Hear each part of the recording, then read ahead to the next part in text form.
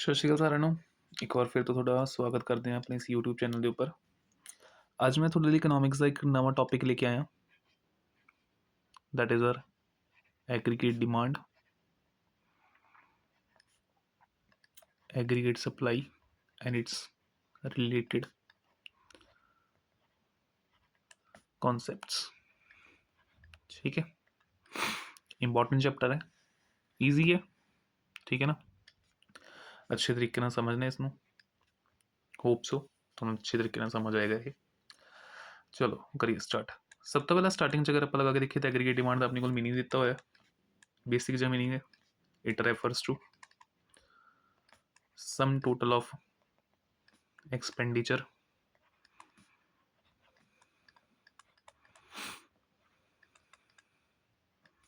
incurred on goods and services produced in an economy during an accounting period। ठीक है, basic जी definition है, पढ़ लो एक बार इसनों। एक अकाउंटिंग पीरियड के अंदर किसी भी इकोनॉमी के अंदर, ठीक है, जो भी आप खर्चा कर रहे हैं किस चीज़ के उपर, गुड्स एंड सर्विसेज के उपर, जी कि उस कंट्री के अंदर या उस इकोनॉमी के अंदर प्रोड्यूस हुई है, उन्होंने उपर होने वाले टोटल एक्सपेंडिचर में, ठीक है ना, जो आप कर दें जोड़ दें, उसी को नाम दें एग्रीगेट डिमांड का। ठीक है ना, बेसिकली अपने देश के रह रहे लोग जोड़े है एक साल के अंदर किन्नी गुड्स एंड सर्विसेज को यूज़ कर रहे हैं, उसी को नाम दें एग्रीगेट डिमांड का। सो बेसिकली आप कह सकते हैं कि एग्रीगेट डिमांड इनडायरैक्टली का मतलब ये aggregate expenditure, aggregate demand indirectly मीनस total expenditure या फिर एग्रीगेट एक्सपेंडिचर। ठीक है, हुण एग्रीगेट डिमांड की जी कर्व हैगी है, इसनों बाद दो तरीके स्टडी करते हैं। एडी कर्व के नेचर में एक अपनी होंगी हैगी है जनरल प्राइस लैवल के नाल, जो कि आप माइक्रो च स्टडी करते थे, जनरल प्राइस लैवल। एक हैगी है इनकम लैवल के नाल, जो कि आप मैक्रो च स्टडी करांगे। ठीक है, जनरल प्राइस लैवल से अपन देखा सीगा कि डिमांड कर्व का रिलेशनशिप जो होंगे वो नैगेटिव होंगे। माइक्रो च अपन बनाई सी सबने, as the level of prices increase demand decreases. ठीक है ना, कुछ इस तरीके कर्व अपन बनाई सी अपनी, जिथे उरे क्वांटिटी आ जाती सी, उरे अपने को प्राइजेस आ जाते थे। ठीक है, बट मैक्रो लैवल पर अगर आप लगा के देखिए तो डिमांड का जो रिलेशनशिप है वो आप स्टडी कि करेंगे लैवल ऑफ इनकम के नाल, level of income, output and employment. ठीक है, तो उरे अपन डिमांड कर्व जी स्लोपिंग अपवर्ड होंगी दिखेगी। रीजन बीइंग इकोनॉमी अगर डिमांड बढ़ेगी तो उस डिमांड में ध्यान च रखते आप सप्लाई भी बढ़ावे, और सप्लाई बढ़ाने का मतलब की है इंप्लॉयमेंट अपॉर्चुनिटीज ज़्यादा बढ़ेंगियाँ, आउटपुट इंक्रीज होगी और लोगों का लैवल ऑफ इनकम भी इंक्रीज होएगा। ठीक है ना, सो एग्रीगेट डिमांड का इनकम लैवल के नाल जो रिलेशनशिप है वो अगर आप लगा के देखिए तो की है पॉजिटिव है। ठीक है ना, और जनरल प्राइस लैवल नाल रिलेशन की है नैगेटिव। हुण मेन आप ये कंपोनेंट्स उपर आने, तो ये कंपोनेंट्स नूं आप मेजरली स्टडी करते हैं दो कॉन्टैक्स दे विच, एक क्लोज्ड इकोनॉमी दे विच, एक अपनी ओपन इकोनॉमी। ठीक है ना, closed economy means such type of economy जिहदे च इंटरनेशनल ट्रेड नहीं है। तो इस तरीके की इकोनॉमी दो तरीके के आपां नूं सैक्टर मॉडल्स देखने मिल सकते, एक टू सैक्टर मॉडल होएगा या फिर आपां नूं थ्री सैक्टर मॉडल देखने मिलेगा। अगर टू सैक्टर मॉडल की गल करिए तो उरे एग्रीगेट डिमांड के कंपोनेंट्स हैं वो दो ही होंगे, कंजम्पशन एंड इन्वेस्टमेंट। प्रोड्यूसर के हाउस होल्ड है, ठीक है ना, जिस प्रोड्यूसर सैक्टर जो इन्वेस्टमेंट्स के उपर हैवीली एक्सपेंडिचर करेगा, और हाउस होल्ड सैक्टर जो है कंजम्पशन के उपर एक्सपेंडिचर ज़्यादा करेगा।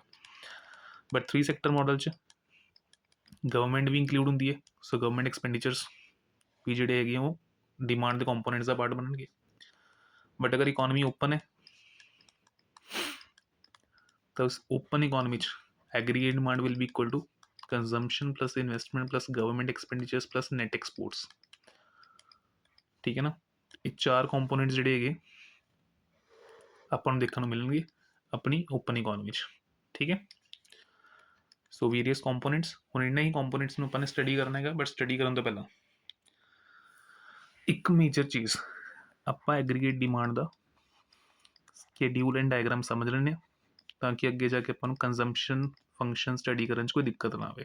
ਠੀਕ ਹੈ, ਤਾਂ aggregate demand the schedule and diagram ਆਪਾਂ ਪਹਿਲੇ ਕੰਪਲੀਟ ਕਰਕੇ ਚੱਲਾਂਗੇ। ਬਣਾ ਲਈਏ ਪਹਿਲਾਂ ਉਰੇ ਟੇਬਲ। ਹੁਣ ਹੀ ਆਪਾਂ ਨੇ ਬੋਲਿਆ ਕਿ ਮੈਕਰੋ ਦੇ ਵਿੱਚ ਆਪਾਂ ਐਗਰੀਗੇਟ ਡਿਮਾਂਡ ਦਾ ਕੰਪੋਨੈਂਟ ਸਟੱਡੀ ਕਿਹਦੇ ਨਾਲ ਕਰਾਂਗੇ, ਇਨਕਮ ਦੇ ਨਾਲ।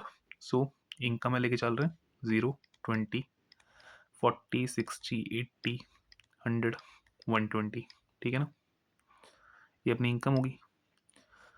ਹੁਣ ਹੀ ਆਪਾਂ ਨੇ ਕੀ ਬੋਲਿਆ, 2 ਸੈਕਟਰ ਮॉडल ਵੀ ਅਗਰ ਇਕੋਨਮੀ 'ਚ ਹੈਗਾ ਤਾਂ aggregate demand will be some of consumption and investments expenditure. ਜਿੱਥੇ ਮੈਂ ਫਿਲਹਾਲ ਇਨਵੈਸਟਮੈਂਟ ਕॉन्स्टेंट ਬਣ ਕੇ ਚੱਲਦਾ ਕਿ ਇਨਵੈਸਟਮੈਂਟ ਆਪਾਂ ਕਿੰਨੀ ਕਰ ਰਹੇ ਹੈਗੇ 10 ਕਰੋੜ ਜਾਂ ਰੁਪੀਜ਼ 10 ਦੇ ਹਿਸਾਬ ਨਾਲ। ਕੰਜ਼ੰਪਸ਼ਨ डिपेंड किहदे उपर करती है, अपनी लैवल ऑफ इनकम के उपर। अगर इनकम ज़्यादा तो कंजम्पशन भी ज़्यादा होएगी, ठीक है ना। सो फिलहाल अगर आप लगा के देखिए तो कंजम्पशन पर स्टार्ट कर दें 30 तो 40 50 60 70 80 90 कर दे जी एड ऑन। तो ये अपनी एग्रीगेट डिमांड 40 50 60 70 80 90 एंड 100। एक पर्टिकुलर पॉइंट के उपर आके इनकम कितने बराबर होगी अपनी डिमांड की, मतलब जिन्ना अपने कमाया उन्नी अपने कर दिता, खर्च कर दिता है। ठीक है, हम इसमें अगर आप ग्राफिकली रिप्रेजेंट करिए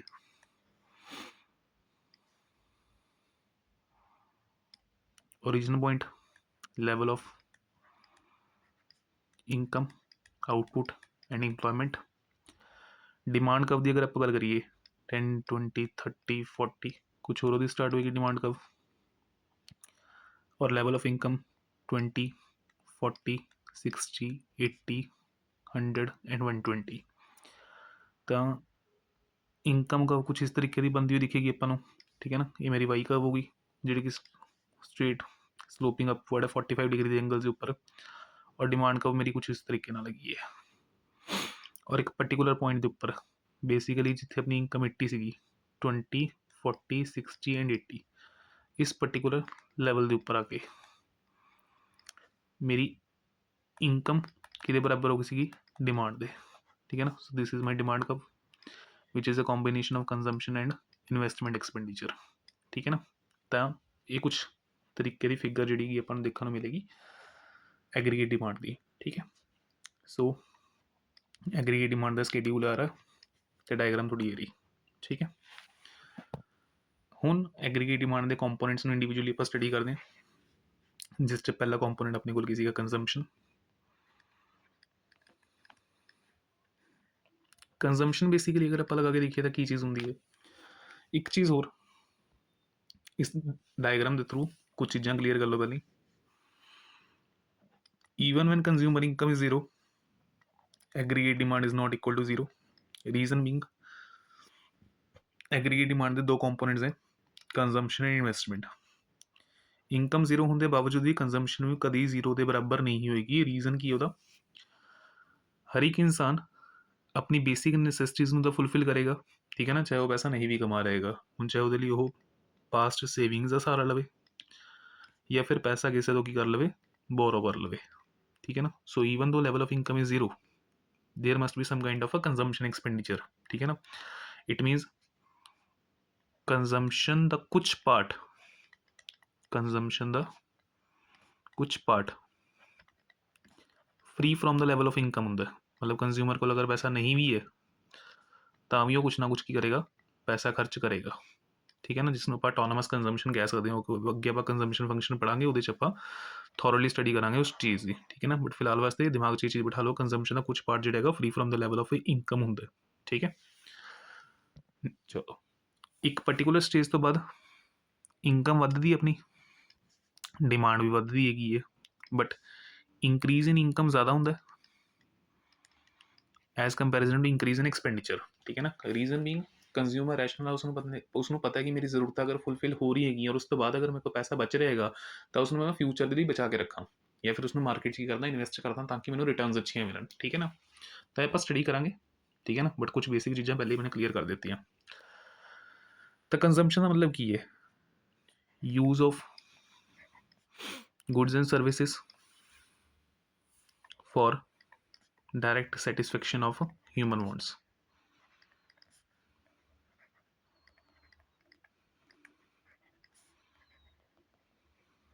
ठीक है ना, ह्यूमन वांट्स सैटिस्फैक्शन ਦੇ ਲਈ ਗੁੱਡਸ ਐਂਡ ਹੁਣ ਉਰੇ ਹੀ ਅਗਰ ਆਪਾਂ ਲਗਾ ਕੇ ਦੇਖੀਏ ਤਾਂ ਆਪਣੀ ਕੋਲ ਟੌਪਿਕ ਨਿਕਲੇਗਾ ਕੰਜ਼ੰਪਸ਼ਨ ਫੰਕਸ਼ਨ ਦਾ। ਠੀਕ ਹੈ, ਤਾਂ ਕੰਜ਼ੰਪਸ਼ਨ ਫੰਕਸ਼ਨ ਬੇਸਿਕਲੀ ਕੀ ਹੈ, consumption is a function of income. ਠੀਕ ਹੈ ਨਾ, ਇਹ ਬੇਸਿਕ ਜੀ ਗੱਲ ਹੈ ਕਿ ਜਿਵੇਂ ਜਿਵੇਂ ਕੰਜ਼ਿਊਮਰ ਦੀ ਇਨਕਮ ਇੰਕਰੀਜ਼ ਹੋਏਗੀ ਉਸ ਤਰੀਕੇ ਨਾਲ ਅਗਰ ਆਪਾਂ ਲਗਾ ਕੇ ਦੇਖੀਏ ਤਾਂ ਲੈਵਲ ਆਫ ਕੰਜ਼ੰਪਸ਼ਨ ਵੀ ਆਪਣੇ ਕੋਲ ਕੀ ਹੋਏਗਾ, ਇੰਕਰੀਜ਼ ਹੋਏਗਾ। ਤਾਂ ਇਸ ਨੂੰ ਆਪਾਂ ਨਾਮ ਦੇ ਦਿੰਦੇ ਹਾਂ ਆਪਣੇ ਕੰਜ਼ੰਪਸ਼ਨ ਫੰਕਸ਼ਨ ਦਾ। ਠੀਕ ਹੈ, ਹੁਣ ਇੱਕ ਚੀਜ਼ ਉਰੇ ਧਿਆਨ ਰੱਖਣ ਵਾਲੀ ਜਿਹੜੀ ਹੈਗੀ ਉਹ ਕੀ ਹੈ, ਮੇਨ ਇਹਦੀ ਐਕਸਪਲੇਨੇਸ਼ਨ, ਜਿਹਦੇ ਲਈ ਅਗੇਨ ਆਪਾਂ ਇੱਕ ਟੇਬਲ ਔਰ ਡਾਇਗਰਾਮ ਦਾ ਸਹਾਰਾ ਲਵਾਂਗੇ। ਇਨਕਮ ਹੈ ਅਲੱਗ ਅਲੱਗ ਲੈਵਲਸ ਦੇ ਉੱਪਰ, ਤਾਂ ਇਨਕਮ 0, 50, 100, 150, 200 ਇਸ ਤਰੀਕੇ ਨਾਲ ਮੈਂ ਲੈ ਕੇ ਚੱਲ ਰਿਹਾ। ਕੰਜ਼ੰਪਸ਼ਨ ਹੈ 20, ऑब्वियस जी गल है, अगर लैवल ऑफ इनकम 0 है तो भी कंजम्पशन कुछ ना कुछ तो होएगी। 60, 100, 140 एंड 180।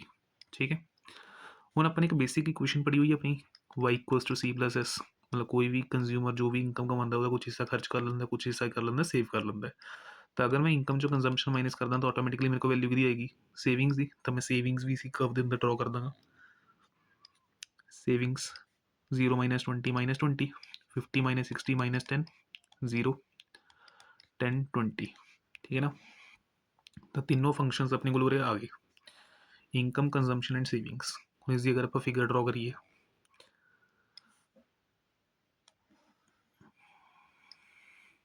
ਤਾਂ level of income, output and employment ਨੀਚੇ ਆਏਗਾ ਆਪਣੇ ਕੋਲ। Level of income, output and employment, ये मेरी एक्स एक्सिस होगी। 50, 100, 150 एंड 200। सेविंग्स कर्व भी विच ही ले रहे हैं मैं, -10, -20।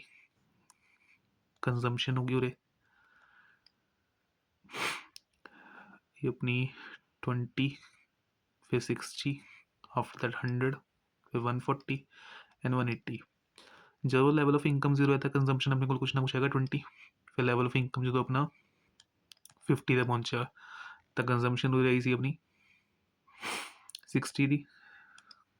ठीक है ना, हो रही है कुछ, फिर इस तो बाद अपनी 100 एक लैवल जिथे इनकम के बराबर होगी अपनी कंजम्पशन के बराबर होगी। ठीक है ना, y=c, तो उत्थे सेविंग्स के बराबर होगी सी अपनी 0। तो बेसिकली कुछ इस तरीके की कर्व जी है अपन बनती दिखेगी। ठीक है, इनकम की अगर आप कर्व की गल करिए ये अपनी 50 है, 100 है, तो लैवल ऑफ 100 के उपर ही अगर आप लगा के देखिए इस पर्टिकुलर स्टेज के विच। ठीक है ना, इनकम और अपन एक मिनट मैं इनकम कर्व बना दूँ पहला, एक मिनट थोड़ी जी अजीब होगी, मैं रेज कर दा इसमें।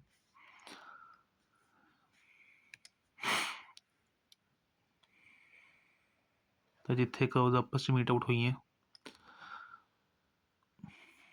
रेस थोड़ा जहा पंगा पै रहा है मेरा, इन्हें भी रेज ही कर दूँ पहला मैं, चलो कोई ना। तो कर्व्स आपस इंटरसेक्ट होंगे उरे, तो इस पर्टिकुलर स्टेज के ऊपर आके, ठीक है, थोड़ी डिंगी टेढ़ी बन गई बट फिर भी इनकम कंजम्पशन एक दूसरे के इक्वल होंगी, तो और अपनी सेविंग्स के बराबर हैं 0 के। ठीक है, तो मैं सेविंग कर्व ड्रॉ कर दा। ठीक है, तो ये मेरी सेविंग कर्व होगी। हुण इस तो बाद ध्यान देखो, ये मेरी इनकम कर्व सी और ये मेरी कंजम्पशन कर्व सी। पहला मेरी कंजम्पशन कर्व अपर है, ठीक है ना, और मेरी इनकम कर्व लोअर है। ये बेसिकली किस चीज़ को रिप्रेजेंट कर रहेगा कि मैं पास्ट सेविंग्स से इस्तेमाल कर रहे हैं। ठीक है ना, तो और मेरी सेविंग्स की हो रही है यूटिलाइज हो रही है। आ देखो ये गैप इसी रीजन करके मर्ज होया सीगा, तो मेरी की हो रही है पास्ट सेविंग्स यूज हो रही है। बट आफ्टर दैट मेरी कंजम्पशन कर्व नीचे आ गई और इनकम कर्व मेरी ऊपर चली गई, जिस तो मैंने की पता लग रहा है कि पैसा जोड़ा है उन लोगों ने सेव करना शुरू कर दिता है। ठीक है, so basic this is a basic functioning of a consumption function. ठीक है, होप कि ये क्लीयर होएगा भी कंजम्पशन फंक्शन की वर्किंग इस तरीके होंगी है टेबल एंड डायग्राम के थ्रू। ये मेरा स्केड्यूल हो गया कंजम्पशन फंक्शन के लिए, और ये मेरी जी है वो डायग्राम होगी। ठीक है, ਹੁਣ ਦੇਖੋ ਇਸ ਤੋਂ ਆਪਾਂ ਇੱਕ ਗ੍ਰਾਫਿਕਲ ਜਾਂ ਬੇਸਿਕਲੀ ਇਕੁਏਸ਼ਨ ਰਿਪਰੈਜ਼ੈਂਟ ਕਰ ਸਕਦੇ ਹਾਂ, consumption equals to C bar plus B Y, ਜਿਹਦਾ ਮਤਲਬ ਕੀ ਹੈ ਟੋਟਲ ਕੰਜ਼ੰਪਸ਼ਨ ਦੇ ਵਿੱਚ ਦੋ ਤਰੀਕੇ ਦੀ ਕੰਜ਼ੰਪਸ਼ਨਸ ਆਪਾਂ ਨੂੰ ਦੇਖਣ ਨੂੰ ਮਿਲਦੀ ਹੈ। There must be some autonomous consumption,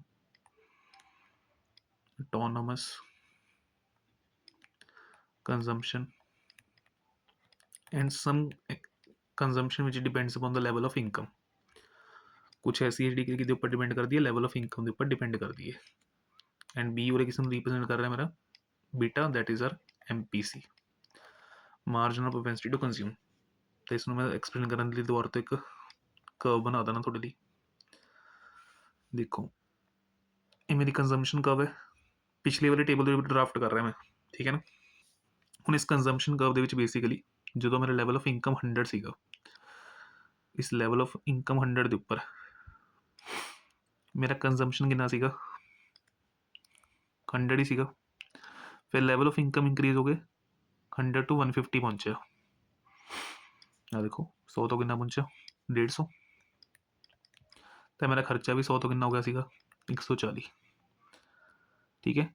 ਤਾਂ ਇਨਕਮ 'ਚ ਇੰਕਰੀਜ਼ ਹੋਣ ਦੇ ਨਾਲ ਕੰਜ਼ੰਪਸ਼ਨ 'ਚ ਕਿੰਨਾ ਇੰਕਰੀਜ਼ ਹੋਇਆ, so how much change in consumption due to change in income. ਇਸੀ ਨੂੰ ਆਪਾਂ ਸਟੱਡੀ ਕਿਹਦੇ ਨਾਲ ਕਰਦੇ ਆਪਣੇ MPC ਦੇ ਨਾਲ, ਠੀਕ ਹੈ ਨਾ। ਸੋ 40/50 ਚੇਂਜ ਇਨ ਕੰਜ਼ੰਪਸ਼ਨ ਕਿੰਨਾ ਸੀਗਾ 40 ਦਾ, ਔਰ ਇਨਕਮ ਚੇਂਜ ਕਿੰਨਾ ਸੀਗਾ 50 ਦਾ, 0.8 ਇਹ ਮੇਰੀ ਕੀ ਆ ਗਈ MPC, ਠੀਕ ਹੈ ਨਾ। ਤਾਂ ਦੋ ਕੰਸੈਪਟ ਆਪਣੇ ਕੋਲ ਹੋਰ ਨਿਕਲ ਕੇ ਬਾਹਰ ਆ ਗਏ, ਪ੍ਰੋਪੈਂਸਿਟੀ ਟੂ ਕੰਜ਼ਿਊਮ।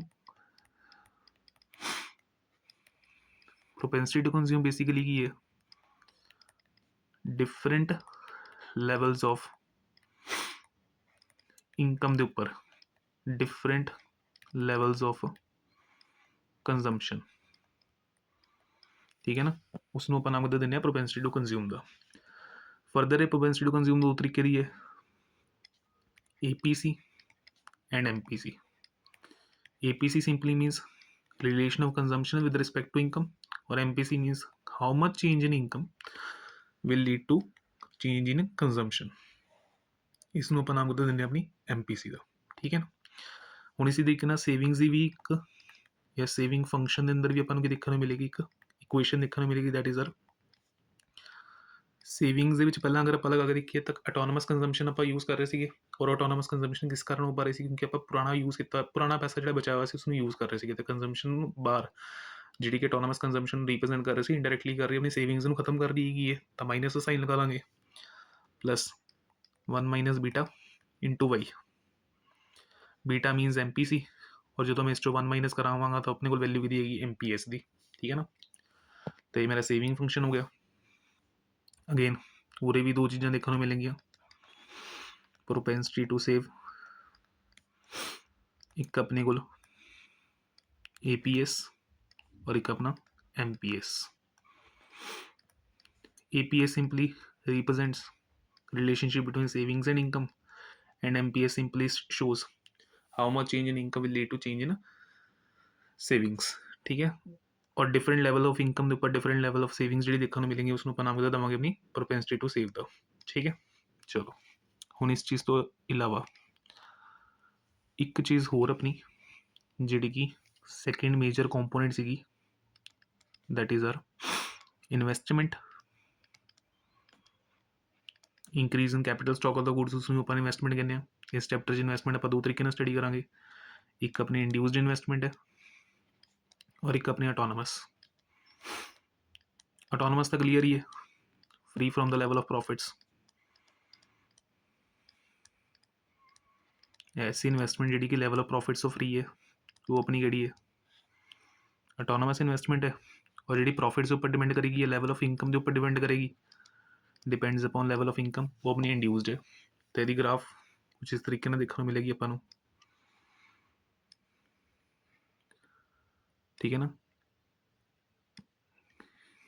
इस लेवल ऑफ इनकम के ऊपर मेरी इन्वेस्टमेंट यही है, अगर लेवल ऑफ इनकम मैंने वादा दिखेगा तो मैं लेवल ऑफ इन्वेस्टमेंट भी कर दूँगा अपना, इंक्रीज कर दूँगा। सो this is my investment curve in case of induced investment. But autonomous investment के केस इन्वेस्टमेंट हमेशा की होगी कॉन्स्टेंट होगी, which is free from the level of profits, चाहे प्रॉफिट ज़्यादा हो चाहे घट हो। ठीक है ना। इन्वेस्टमेंट की कर्व हमेशा की रहेगी अपनी कॉन्स्टेंट ही रहेगी। So this is our investment. और लास्टली एक टॉपिक अपने को सीखा रिलेशनशिप्स का।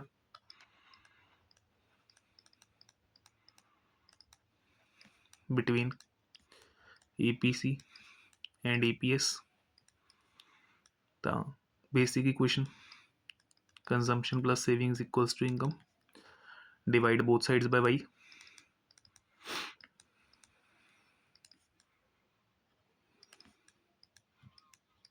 y over y equals to C over y plus S over y, cut out करके 1 equals to APC plus APS। ठीक है। और एक रिलेशनशिप अपने को सीखा, मैं कर्व इरेज कर देना फिलहाल। वो